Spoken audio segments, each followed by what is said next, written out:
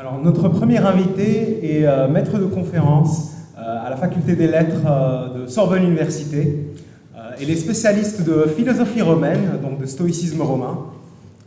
Elle a plus particulièrement travaillé sur la pensée de mon philosophe stoïcien préféré, mon chouchou, Sénèque. Son dernier livre s'appelle Le philosophe dans la cité, Sénèque et l'otium philosophique. Elle va nous parler du rôle du philosophe dans la cité, la réponse de Sénèque. Je vous prie d'accueillir Madame Juliette Dross. Merci beaucoup Ali, merci Maël également et à toute l'équipe de Stoa Gallica pour l'organisation de cet après-midi. Donc je prends la place de Valérie qui devait parler au début mais qui a eu un petit problème de train. Donc voilà, nous changeons l'ordre des communications. Alors la question que je voudrais aborder aujourd'hui, cet après-midi, c'est la question du rôle du philosophe dans la cité. Aborder cette question plus spécifiquement à travers l'œuvre de Sénèque et donc voir comment Sénèque répond à cette question. Bon, donc le rôle du philosophe dans la cité, aujourd'hui on dirait plutôt le rôle de l'intellectuel. Le philosophe, c'est ce qu'on appellerait aujourd'hui l'intellectuel, qui peut se décliner en aujourd'hui chercheur, enseignant-chercheur, écrivain, scientifique, voilà, tout ça que j'aborderai peut-être derrière cette notion de philosophe qui est assez large dans l'Antiquité. Et donc la question qui se pose pour Sénèque, et qui peut se poser pour nous aussi, c'est de savoir comment l'intellectuel se rend-il le plus utile à la société, à ses concitoyens, alors au sens restreint ou au sens large, c'est-à-dire soit à ses compatriotes, soit, en vertu du cosmopolitisme stoïcien, à l'ensemble de l'humanité. Prenons un exemple, par exemple l'exemple du chercheur, de l'enseignant-chercheur. Aujourd'hui, est-ce qu'il se rend plus utile en faisant de la recherche fondamentale, de la recherche appliquée, en enseignant, en écrivant, en s'impliquant dans la vie politique? Voilà, c'est un peu à cette question que Sénèque essaye de répondre. Alors, pourquoi est-ce que j'ai choisi Sénèque? Bon, première raison, toute simple, c'est parce qu'effectivement, je le connais mieux que les autres et je travaille pas mal sur son œuvre. Mais surtout, c'est un des plus grands représentants du stoïcisme romain, stoïcisme impérial. Il a contribué à romaniser, c'est-à-dire à adapter à la pensée romaine le stoïcisme, mais il l'a aussi latinisé, c'est-à-dire qu'il a écrit en latin, donc tous les concepts stoïciens, il les a traduits en latin. Après Cicéron, mais il a été encore plus loin que Cicéron. Il a une immense postérité, et surtout, sur cette question précise, il a une pensée qui est assez originale, et qui est alimentée un peu à la double source de la doctrine stoïcienne, et de son expérience politique, puisqu'il a été philosophe, évidemment, et c'est ce qu'on retient de Sénèque, ça a été un grand philosophe, mais il a été aussi très proche du pouvoir, puisqu'il a été conseiller de Néron. Donc, il a vraiment été au cœur de la vie politique romaine. Alors, un petit rappel, voilà, vraiment rapide sur la vie de Sénèque. Donc, c'est premier siècle de notre ère. Il est né autour de l'année 0, et on ne sait pas exactement quelle année, mais en tout cas, on est sûr qu'il est mort en 65. Après Jésus-Christ, il a été obligé de se suicider suite à la découverte d'une conjuration contre l'empereur Néron, auquel on l'a accusé d'avoir participé. Dans sa jeunesse, il s'est intéressé à la philosophie. Il a été notamment influencé par la philosophie stoïcienne, mais aussi par la philosophie pythagoricienne et la philosophie cynique. Et rapidement, donc, il va faire une carrière politique. Il va être très proche de Caligula, donc il va à la cour de Caligula, il est très proche de Caligula. Lorsque Claude, qui est le successeur de Caligula, arrive au pouvoir, Sénèque devient persona non grata et il est exilé pendant 8 ans en Corse. Et au bout de 8 ans, il est rappelé à Rome par Agrippine, qui entre-temps est devenue la nouvelle femme de Claude. Et le but d'Agrippine en faisant rappeler Sénèque, c'est que Sénèque devienne le précepteur de son fils, Néron, du fils d'Agrippine, Néron, qu'elle destine au pouvoir. Voilà, donc Sénèque va devenir précepteur de Néron. Et lorsque Néron accède au pouvoir, en 54, Sénèque devient un peu son éminence grise. Voilà, il n'a pas de rôle officiel, mais c'est l'éminence grise de Néron. Donc il vit, disons, de 54 jusqu'à 60-62 sous les ors de l'Empire, et il est conseiller du pouvoir. Et en 62, il tombe en disgrâce, donc il s'éloigne de la vie publique, et en 65, 3 ans plus tard, donc il est condamné au suicide. C'est donc par sa vie même, Sénèque a été tantôt dans ce qu'on appelle à Rome le negotium, c'est-à-dire l'implication dans la vie publique, donc l'action politique, la participation aux affaires, et tantôt dans l'otium, qu'on traduit souvent par soit le loisir, soit l'oisiveté, qui désigne plutôt, d'un point de vue philosophique et notamment chez Sénèque, le retrait à l'écart des affaires publiques. L'otium, c'est pas une oisiveté, c'est pas une paresse, c'est le choix de se retirer des affaires publiques. Alors c'est pour ça que moi, un des traités de Sénèque s'appelle le De Otio. Moi, j'ai traduit par la retraite. Alors c'est vrai que ça peut être un peu ambigu en français, c'est pas sur la retraite post-professionnelle, mais sur le fait de se retirer des affaires. Voilà, et donc la question qu'il s'est posée constamment, c'est quel est le rôle du philosophe dans la cité, quelle est sa place dans la vie politique, et quelle est l'attitude à adopter lorsque il devient difficile de s'impliquer dans la vie publique. Alors ce que je voudrais regarder aujourd'hui avec vous, c'est la manière dont Sénèque se réapproprie à la fois le débat antique sur les genres de vie, quelle est la meilleure vie, et la doctrine politique stoïcienne, c'est-à-dire la doctrine stoïcienne en matière d'implication du philosophe dans la vie de la cité, pour construire une pensée assez originale sur le rôle du philosophe dans la cité. Alors si je reviens sur le débat sur les genres de vie, la question philosophique traditionnelle dans l'Antiquité, c'est de savoir quel est le meilleur genre de vie, c'est-à-dire la vie dans laquelle on va être le plus heureux et donc le plus sage, puisqu'il y a une identité entre bonheur et sagesse. Alors traditionnellement, on distingue, depuis Platon et Aristote, 3 genres de vie. La vie apolostique, c'est-à-dire une vie dédiée au plaisir. La vie contemplative ou théorétique, c'est-à-dire une vie dédiée à la contemplation, donc à la réflexion intellectuelle. Et la vie active, c'est-à-dire une vie d'implication dans les affaires de la cité. Donc c'est la tripartition traditionnelle, et les stoïciens vont un petit peu la modifier en la transformant alors, ils évacuent complètement la vie apolostique, c'est-à-dire la vie consacrée au plaisir. Ça, c'est même pas la peine d'en discuter, c'est impensable. Évidemment, il y a une polémique avec les épicuriens d'ailleurs, qui sont d'emblée exclus de toute forme de discussion. Donc on évacue la vie dédiée au plaisir, et la tripartition stoïcienne, c'est vie contemplative, vie active et vie, alors qu'ils appellent rationnelle ou mixte. Là, il y a tout un débat, mais je ne vais pas rentrer là-dedans, qui en fait est une sorte de mélange entre l'action et la contemplation. Voilà, l'idée, pour résumer, des stoïciens, c'est que le sage peut choisir ces 3 genres de vie, et finalement il sera tout aussi sage qu'il soit contemplatif, actif ou dans une vie mixte, mais que la vie la préférable la plupart du temps, c'est une vie mixte, c'est-à-dire qui mêle l'action et la contemplation. Et de manière plus générale, il y a vraiment une importance de l'action dans la pensée stoïcienne qui va s'accentuer en plus à Rome, parce qu'à Rome, le philosophe ne doit pas être un contemplatif à l'écart des affaires, mais il doit bien agir au cœur de la cité. Voilà, et l'idée aussi, alors que développera, je pense, Valérie après, c'est que l'idée des stoïciens, voilà, c'est que le philosophe doit aider ses congénères. Nous sommes tous dans une société, nous vivons ensemble, et donc le rôle du philosophe, c'est d'essayer d'améliorer ces lieux de sociabilité que sont les cités. Donc il va devoir s'impliquer dans la vie publique. Et la doctrine politique stoïcienne donc s'inscrit dans ce cadre, puisque la ligne directrice, je pense dont il sera beaucoup question cet après-midi, sur ce que doit être l'implication politique du sage, elle est résumée par une phrase qu'on attribue à Chrysippe, qui est la suivante, donc, que vous avez sous les yeux. « Le sage participera à la vie de la cité si rien ne l'en empêche ». Voilà, on trouve ce rappel dans les vies des doctrines des philosophes illustres de Diogène Laërce.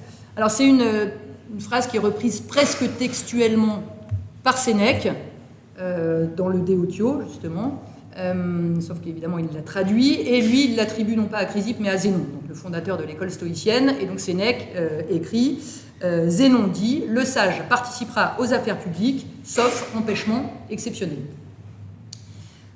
Autrement dit, par principe, le sage, le stoïcien, doit s'impliquer dans la vie de la cité. Et Sénèque dit juste après avoir rappelé la doctrine de Zénon, il dit, Épicure, lui, dit, le sage ne participera pas à la vie de la cité, sauf circonstances exceptionnelles. Donc pour les stoïciens, le principe c'est on s'implique dans la vie de la cité, sauf circonstances exceptionnelles. Pour les épicuriens, le principe c'est on ne s'implique pas, sauf circonstances exceptionnelles. Voilà, donc le constat initial en fait entre les deux doctrines est le même. Les cités sont des lieux de vice, et la fréquentation des autres et des vices risque de, entre guillemets, contaminer le philosophe. Et à partir de ce constat, on a 2 réactions différentes. Les épicuriens disent « Attention, danger, risque de déclassement, de perte de sagesse, donc tenons-nous à l'écart des cités et vivons entre nous. Voilà. De l'autre côté, le stoïcien dit oui, il peut y avoir danger, les cités sont des lieux où se développent les vices, l'ambition, la jalousie, l'envie, la calomnie, etc. Mais le devoir du sage, c'est d'aider ses congénères, et donc pour ce faire, il doit contribuer à améliorer ces lieux de sociabilité que sont les cités. Donc voilà, on a ce même constat, mais qui conduit à deux doctrines différentes. Mais ce qui est assez original chez Sénèque, c'est que la présentation en diptyque de la doctrine stoïcienne et de la doctrine épicurienne va le conduire à rapprocher en fait, l'épicurisme et le stoïcisme sur ce point. En fait, c'est un peu l'homme de la synthèse sur ce point. Sénèque dit finalement, les deux doctrines qui ont l'air opposées se rejoignent sur un point, c'est que, et Sénèque dit c'est un point majeur, c'est que finalement toutes les deux valorisent le retrait à l'écart des affaires publiques. C'est-à-dire qu'il y a un principe, pour les stoïciens, l'implication dans la vie de la cité, pour les épicuriens, la non-implication. Il y a une exception, une possibilité de déroger à ce principe, et finalement, voilà, les deux se retrouvent sur la possibilité du retrait à l'écart des affaires publiques. Voilà. Et en fait, ce qui est assez original dans la pensée de Sénèque, c'est que c'est sur ce point qu'il va essentiellement se focaliser dans la suite du De Ottio et dans la suite de son œuvre en général. Alors on a peu de témoignages épicuriens sur cette doctrine, quelles sont les circonstances qui pourraient pousser le sage épicurien à s'impliquer de manière exceptionnelle dans la vie de la cité. En revanche, voilà, l'œuvre de Sénèque, c'est sans doute l'œuvre la plus importante sur justement la manière dont le stoïcien, lui, peut déroger à ce devoir de participation à la vie de la cité. Alors, sur cette question, le premier ouvrage intéressant de Sénèque, c'est un traité qui s'appelle « La tranquillité de l'âme », donc « De Tranquillitate Animi ». Alors, je le présente très rapidement. La tranquillité de l'âme, c'est un traité qui est adressé à Sérénus, donc qui est un ami de Sénèque, qui est un progressant. Ce que disait Maël tout à l'heure, il n'est pas complètement débutant en philosophie, il n'est pas non plus encore vraiment philosophe, il est progressant sur le chemin de la sagesse. Et Sérénus, au début du traité La tranquillité de l'âme, dit à Sénèque, voilà, je vais te décrire mon état, et tu vas essayer j'aimerais bien que tu me donnes des remèdes pour essayer de progresser vers la sagesse. Et donc, ce que dit Sérénus à Sénèque, c'est que, voilà, il lui dit, je suis un peu dans un état, je ne suis pas complètement débutant en philosophie, j'admets les principes philosophiques, j'admets rationnellement que les principes philosophiques stoïciens sont de bons principes, mais j'ai du mal à les mettre en pratique et je suis un peu dans un état d'instabilité. Voilà. Je suis tiraillé par des aspirations contraires, donc aide-moi finalement à retrouver la stabilité. Et donc Sénèque, suite à cette intervention de Sérénus, va faire un diagnostic. Il lui dit, bah oui, si tu es instable, si tu ne vas pas bien, c'est parce que tu n'as pas encore atteint ce qu'il appelle la tranquillitas, terme par lequel il traduit le grec euthymia, qui désigne en fait une stabilité constante de l'âme. Et ensuite, Sénèque va donc énumérer les différents remèdes qui pourraient permettre à Sérénus d'atteindre cette stabilité. Premier remède, dont il parle dans la tranquillité de l'âme, il se fonde sur un autre stoïcien qui s'appelait Athénodore, qui était contemporain d'Auguste. Premier remède, dit Sénèque, implique-toi dans les affaires de la cité. Le mieux, tu veux savoir quel remède je préconise face à cet ennui? Le terme latin, c'est taedium, c'est presque l'ennui au sens pascalien, c'est-à-dire l'incapacité de se supporter soi-même, de rester dans sa chambre face à soi. Le mieux, selon Athénodore, donc, serait de se plonger dans l'action en participant à la vie publique et en se liant par ses devoirs de citoyen. Donc très bien, ça correspond exactement à la doctrine des stoïciens en matière d'implication du philosophe dans la cité. Alors en fait, c'est un peu plus compliqué que ça. Oui, ça correspond à la doctrine stoïcienne, mais ce que dit surtout Sénèque, c'est que Sérénus, qui est victime de cet ennui, de ce taedium, d'insatisfaction, s'il est victime de cette insatisfaction dont Sérénus est victime, elle est en partie liée au tracas de la vie publique, mais elle est surtout liée au fait que Sérénus n'est pas encore très avancé sur la voie philosophique, qu'il n'a pas atteint précisément cette stabilité qu'il cherche, et qu'il pourrait donc être tenté un peu de tout plaquer pour se retirer dans l'étude, mais Sénèque lui dit « Attention, si tu n'es pas suffisamment avancé et que tu te retires des affaires publiques pour te consacrer à la réflexion, mais si tu le fais pour de mauvaises raisons, parce que tu es aigri, parce que tu es insatisfait, finalement tout ça, ça va s'empirer quand tu seras tout seul face à toi-même. Donc tu pourras te retirer, mais plus tard. Pour l'instant, il faut avancer. Autrement dit, En fait, ce que dit la Sénèque, donc le mieux pour lutter contre cet ennui, c'est de se plonger dans l'action. C'est certes, ça coïncide avec la doctrine stoïcienne, mais c'est surtout que ça coïncide avec l'état actuel de Sérénus. Et Sénèque, justement, va très vite modifier, on va dire, nuancer ce qu'il dit, toujours par la voix d'Athénodore, en disant, voilà, mais donc le mieux serait de s'impliquer dans la vie de la cité, mais très vite, donc il nuance en disant, mais, ajoute Athénodore, puisque l'ambition des hommes n'a pas de limite, puisque tant d'esprits pervers déprécient la droiture par la calomnie, puisque l'intégrité n'est plus en sécurité, et que l'on s'expose toujours à rencontrer plus d'obstacles que de succès, il faut bien se retirer du forum et de la vie publique. Cela étant, et j'y reviendrai tout à l'heure, cela étant, même dans une vie de simple particulier, dit Sénèque Athénodore, une grande âme trouve des occasions de se déployer largement. Alors là, en fait, c'est le point assez nodal de la pensée de Sénèque sur cette question. En fait, il y a une évocation donc, du danger, de l'implication dans les affaires, la corruption, l'ambition, la calomnie, et tout ça, ça correspond à ce qui peut pousser le philosophe à ne pas s'impliquer. Et en fait, c'est exactement ce que Sénèque théorisera de manière plus approfondie dans le De Autio. Voilà, sachant qu'il y a sans doute à peu près 5 ans entre les deux traités. Quand il écrit La tranquillité de l'âme, il est lui-même encore dans le Negotium. Lorsqu'il écrit le traité De Autio, il est en disgrâce. Voilà. Donc, il ne faut pas expliquer l'œuvre par la vie, mais il y a quand même sans doute sa propre expérience qui a contribué à le faire évoluer sur certaines choses. Voilà, donc cette idée-là, c'est exactement celle qui va être développée dans la retraite, le De Autio. Sénèque qui théorise les choses en disant « Si l'État est trop corrompu pour qu'on puisse le sauver, s'il est assiégé par les maux, le sage ne déplorera pas ses efforts en vain. Il ne se sacrifiera pas en pure perte. Si le sage doit voir son autorité ou ses forces affaiblies et se voir refuser l'accès à la vie publique, si sa santé l'entrave, il ne s'engagera pas sur un chemin qui sera d'avance impraticable. » Donc voilà, donc en fait, Sénèque développe les possibilités de déroger à la règle. Voilà, quelles sont ces possibilités? Et dans tout le De Autio, il va développer cette idée-là en disant que finalement, dans les faits, il est quasi impossible de trouver une cité dans laquelle le philosophe puisse s'impliquer de manière sereine. C'est-à-dire que finalement, la conclusion du De Autio, elle va à rebours de la doctrine politique stoïcienne.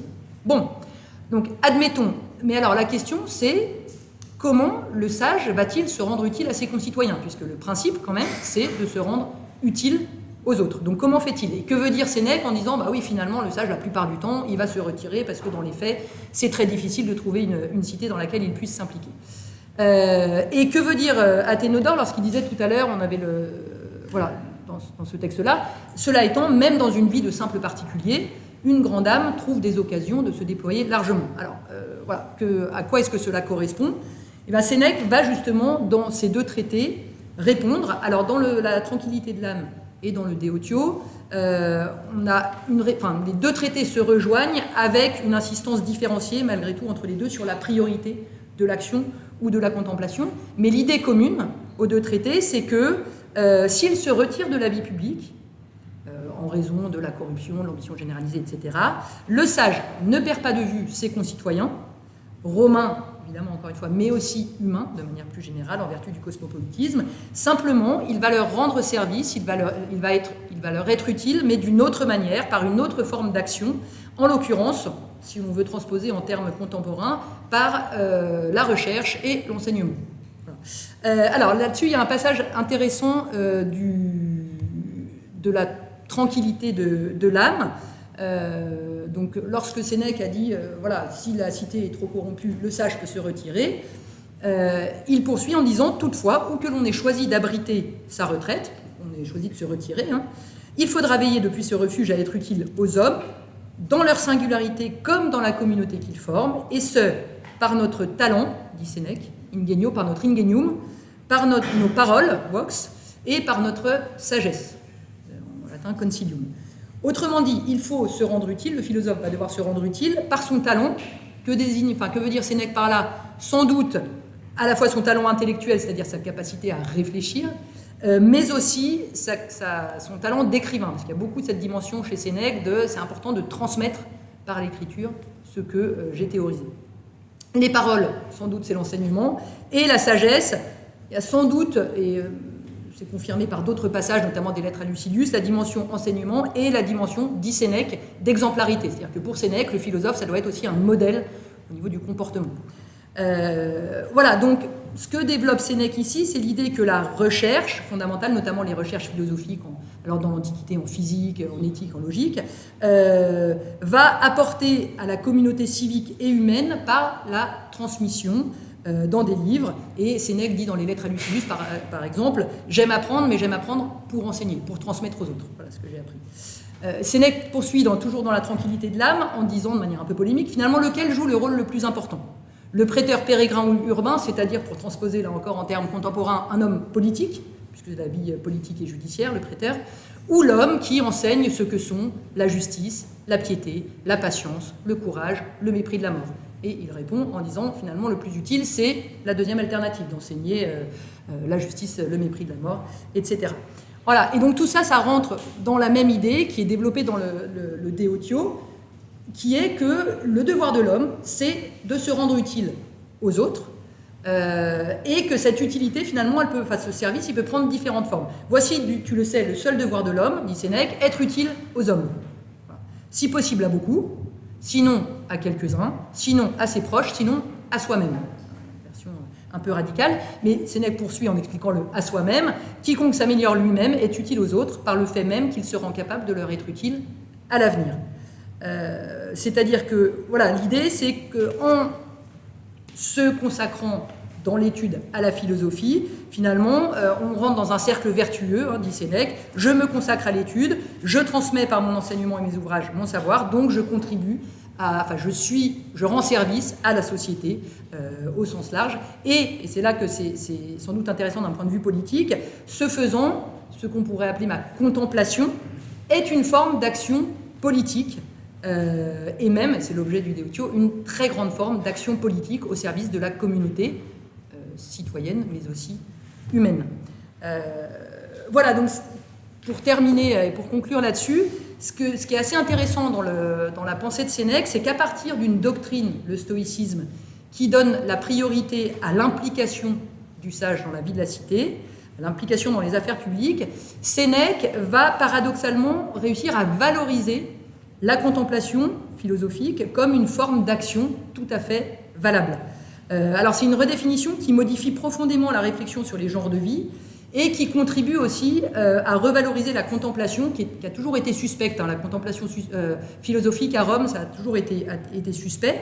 Et finalement, en redéfinissant cette contemplation dans les termes d'action politique, Sénèque parvient à l'intégrer à la sphère publique. L'intellectuel, le chercheur, le philosophe n'est pas indifférent à ses congénères. Il s'implique quand il le peut dans la vie publique et quand il ne peut pas le faire, il leur rend également service par son enseignement, par ses ouvrages et, dit Sénèque, par son exemple. Alors il me semble que c'est une réflexion intéressante pour aujourd'hui, notamment sur le monde de l'enseignement supérieur.